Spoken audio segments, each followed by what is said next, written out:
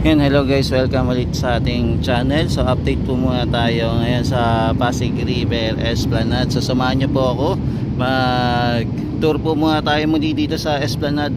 Sinimulan po ko muna dito sa area po ng Loton Ferry Station, malapit po sa sa tuloy na footbridge na ginagawa na hindi pa po tapos, at saka po sa Quezon Bridge na ayan, na hoping pagandahin din po ito at lagyan din po ng pailaw.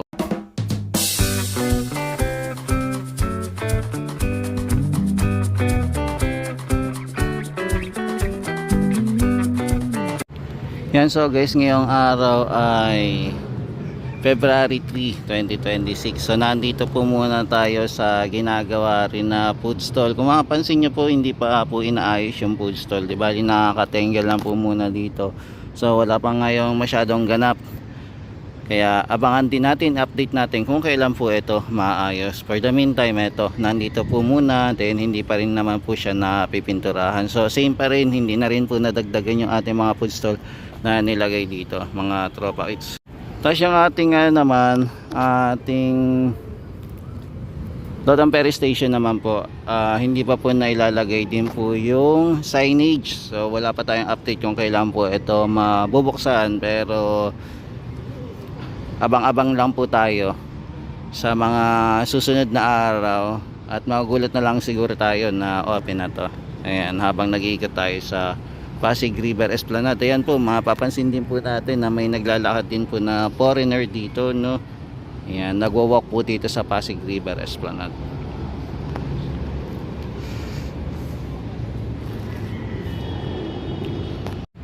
Ayan, bali, ito po yung mga hilera na mga food stall natin na dati po ito tinitirahan po ng mga informal settler, pero ngayon nakakapasyal na po tayo dito, malapit po sa ilalim ng LRT. Kumbaga naging pasyalan na po siya, hindi na po siya dugyot tignan, di ba? Maganda na po at napapakinabangan na po ng ating mga kababayan, at malapit din po sa Ilog Pasig pa, di ba? Yan, so ito mga guys, yung ating Ilog Pasig ngayon. Mapapansin po natin na wala po masyadong basura na pag-alagala po dito. Sana ma-maintain po ito, no, itong Ilog Pasig, na yung basura po hindi na po palutang-lutang dito sa Pasig River. Ayan, so malinis po siya ngayon. May nakikita po tayong basura, kaya lang konti lang naman, hindi po ganong karami. Saka hindi na din po siya kulay itim, no. Malinis na po yung Ilog Pasig compare dati na parang may burak pa siya. Ayan, so ito po ng itsura ng ating Ilog Pasig ngayon. Yan, so ito na guys, tinetesting na po ang ating pailaw dito sa MacArthur Bridge. Di bali umabot na po hanggang dulo etong pailaw natin. Yan, pinapaganda po nila yung MacArthur Bridge, mga kababayan, na dati napakasimple lang, ngayon pang world class na dating ng ating MacArthur Bridge, di ba? Yan, tinetesting po nila, pero ngayon hindi pa naman po na program. Kaya chine-check lang po nila muna kung lahat na po ng pailaw ay gumagana. So ayan po yung ginagawa nila. Bali hanggang dulo na po yan, no, yung pailaw natin. So check lang po muna kung magkakaroon po ng diferensya itong ating ilaw.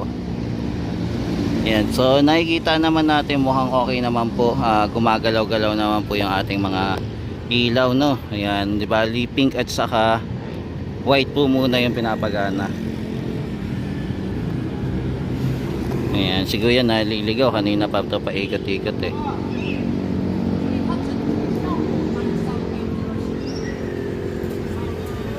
Ayan, di ba, chine-check nila. Yan, tapos yung ating ilaw din nagre-reflect din po, no, dito sa tubig. Kaya mamaya check natin kung magkakaroon po ng pangalan, no. Yan, kung i-play po nila. Yan, for the meantime, ito po muna yung ginagawa nila. Yan, tinetesting po muna nila kung okay naman, kung okay lahat ng ilaw.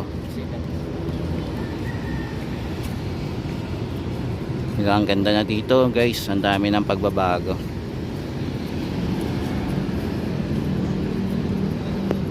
Yan, so ito yung gamit nila, no, na mga hard disk. Ayan.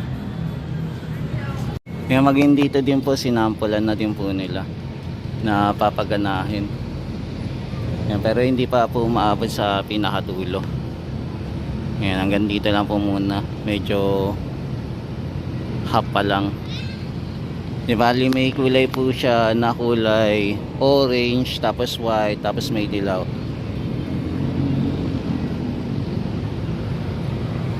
Yan, for the meantime hanggang dito pa lang po. Pero doon naman po sa kabila, okay naman. Okay na rin naman. Kompleto na. Yan, bali yung generator po natin nasa itaas para i-testing po yung ating pailaw mamaya.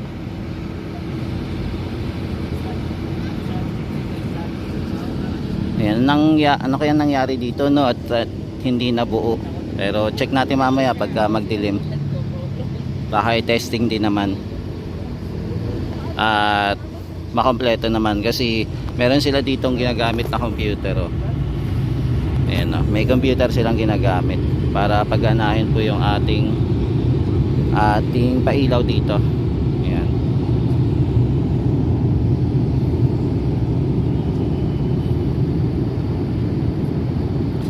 Ayan, di ba? Pang world class na po yung ating MacArthur Bridge. Parang tinalbogan pa niya yung ating Jones Bridge para mas maganda po dito, no, mas panalong panalo. Yan, so lipat muna tayo, check muna natin doon naman po sa area po ng Maestranza kung ano po yung ganap doon, then balik na lang po tayo dito, tignan natin kung continue pa rin po yung pagte-testing. Yan, bali po dito sa phase 4 naglagay na din po sila ng mga signage, yan, no, sa strict area, keep out. So naglagay na din po sila. Ayan, so ang daming signage dito, no, tinadtad na mga guys. Ayan, so may nakalagay na din dito, please do not sit. Ayan, sa balustrade, trade. Ayan, kung tama yung pagkabasa ko. Ayan, so bawat kanto parang meron pong signage silang nilagay. Ayan. Yan, for the meantime nandito lang po muna tayo sa phase 4. Yan, kinampleto na nila, di ba? Kaya ang laki na ng pagbabago ng ating Pasig River Esplanade. Simula na po ng rehabilitation. Mas nag-improve po siya. Mas mabasa po ng ating mga kababayan na bawal po talaga umupo dito sa baluster, tapos may mga signage po na bawal po maligo sa Ilog Pasig. Yan, so ito po yung ating Ilog Pasig ngayong hapon. Yan, napakalinaw po, no. Wala po muna ngayon mga basura. Yan, buti naman po hindi nagtatapon po yung ating mga nasa gilid po ng Ilog Pasig, no. Yan, hindi po sila nagdudumi.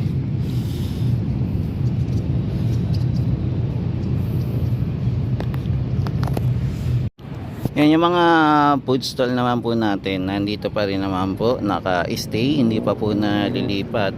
Siguro magagamit pa po ito, yung mga sobra to sa mga ibang project naman kung sakali madadagdagan na po ang ating Pasig River Esplanade. Itong walkable, ayan yung river walk.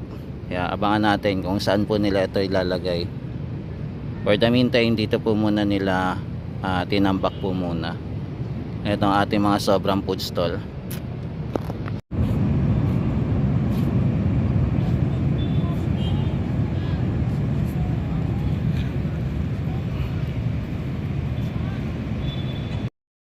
Yan, ito naman po, papunta naman po ng phase 1 na po, A, B, tapos C. Yan, medyo madilim lang po yung ating kuha kasi medyo against the light po tayo. Yan, at papalubog na din po yung haring araw.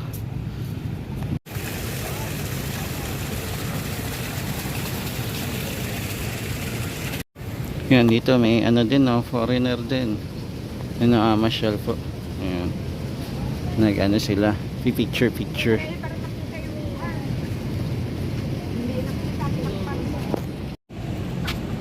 Yan, di ba? Dinadayo na talaga ng foreigner dito, no? Yan. Pati din po pala dito, meron din signage. Yan, nakalagay na din talaga. Naglagay na sila ng mga signage palatandaan na restricted itong area na bawal. Tapos meron pa rin naman tayong mga nagtitinda dito, hindi pa rin naman po nawawala. So pinapayagan pa rin sila magtinda. Yan, bali ngayong araw na po ngayon ay Tuesday. Yan, February 3 po.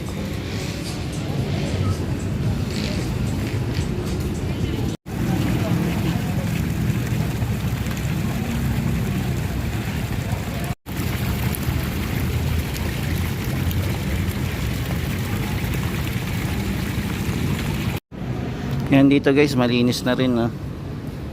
Wala na kasi yung mga mascot pa natin, pero hoping makabalik po sila ulit kasi naghahanap po ulit yung ating Pasig River Esplanade, yung Office of Presidential Advisor for Pasig River Esplanade Rehabilitation ng mga mascot ulit, at saka yung mga tutugtog po dito sa Pasig River Esplanade.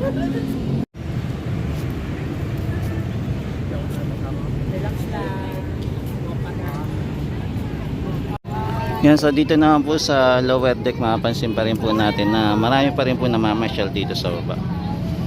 Yan, so may mga nagpapapicture din po. Yan, so may na-spotted na naman tayo na foreigner na namamasyal po dito sa area, no? Tapos ito, dito, marami pa rin po nagpa-picture. Tapos ito din po yung potato corner. Tapos dito, marami pa rin po nagpapapicture dito sa area. Yan, so maganda na po yung ilaw dito.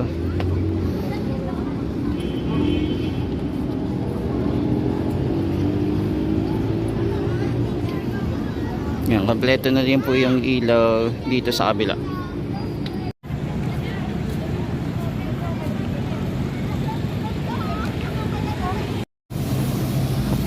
Yan, tapos dito na po yung sa baba. Yan, so yung may fountain po. Ayan. Yan, so dito po sa may viewing deck, ayan, napapansin nyo naman po na wala na po talaga nagtitinda dito. Kumbaga tinanggal na po talaga, no, yung mga nagtitinda dito sa area po ng viewing deck.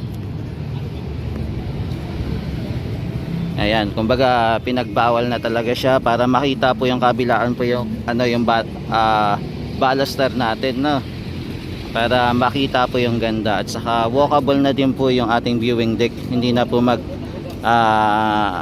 masisikapan po yung mga maglalakad po dito. Ayan, di ba? Ang ganda po ng view. Panalong panalo po. At may enjoy po ng bawat isa mamasyal dito sa Pasig River Esplanade.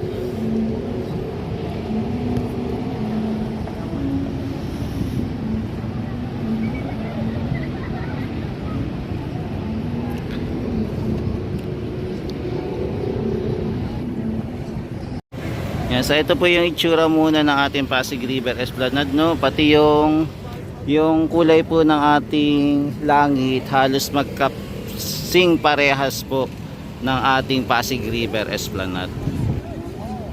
Yan, na napakaganda po. Subscribe na YouTube channel at click na rin po ang notification bell at click na rin po ang all.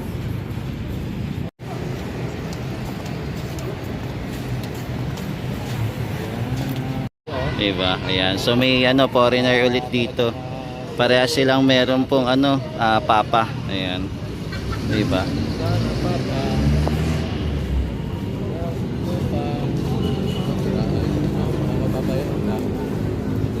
Ayan. So pinapasyalan na talaga ng foreigner itong ating Pasig River Esplanade. Ibang-iba na, no, compare dati. Ayan, meron na naman po tayo na ispatan doon. Ayan, no. Ay, hindi pa. Ayan, so may din, ayan, may foreigner din doon. Iba na talaga, no? Diba? Hindi katulad yung nakaraang taon talaga, wala pa masyado na masyal dito. Pero ngayon, dahil po sa Intramuros, ayan, dahil itinurn over na po to, ayan, kaya marami na tayo nakikita na namamasyal. Yan, dito naman po yung view natin sa Plaza Mexico naman. Yan, so may naispatan na talaga tayo mga namamasyal na foreigner dito. Yun no, meron din dito no. Kumbaga dinadaksa na talaga ng ating mga kababayan. Namamasyal po sila. Yan, di ba? Ito may mga foreigner na po na namamasyal sa atin. Sikat na talaga yung ano, yung Esplanade, di ba?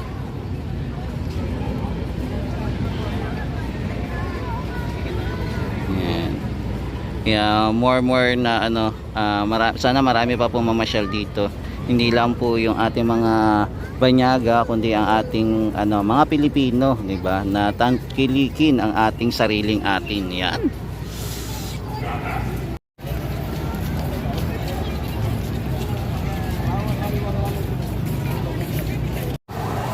Yan, kahit din dito po, meron din. Yan, meron din po nakatambay dito, di ba? Yan. So, iba na talaga yung Pasig River Esplanade. Marami na pong namamasyal.